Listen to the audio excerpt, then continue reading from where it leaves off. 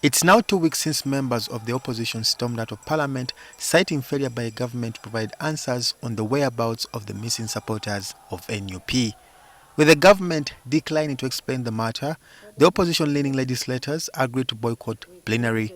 However, over the past few days, members of the FDC party, namely Cecilia Ogwal, Nathan Nandamafabi, have been attending plenary. Now, FDC members who subscribe to the Katonga faction have asked the party leadership why these legislators should not be punished for attending plenary anyway. We have drawn lines in Parliament that you're either with the oppressor or the oppressed.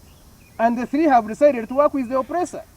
And so as FDC, it is good that we come out and say, those members of FDC who have decided to work with the oppressor are not part of us. They are not working for us.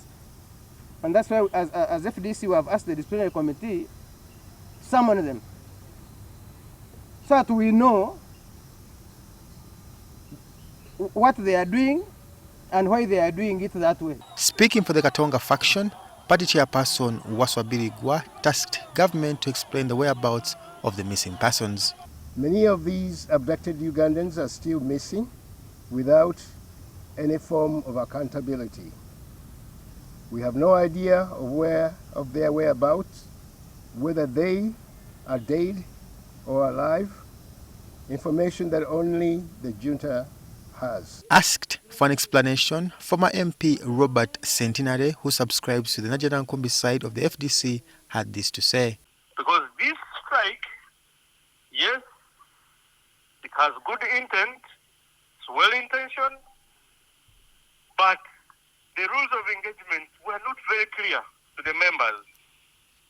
And you know, the Administration of Parliaments Act states that once you miss 15 sittings, you automatically lose your seat. But again, I also want to be quoted on this. The same opposition members who have decided to boycott Parliament have been attending committee meetings. That is also part of parliamentary business. It does not make sense for you to attend committee meetings where the critical business is taken and then you shun plenary. Does not make sense. If you decide to boycott Parliament, you boycott it fully, not in part. A day earlier, the Speaker of Parliament, Anita Among, warned members of Parliament from not attending plenary, citing that any of them who goes beyond 15 sittings without attending will be penalized. I'm going to invoke the rule on the 15 sittings, and I want you members to come to the House. Don't miss for the 15 sittings. Don't be deceived that you should walk out. I will count 15 sittings. Raymond Tamale, NTV.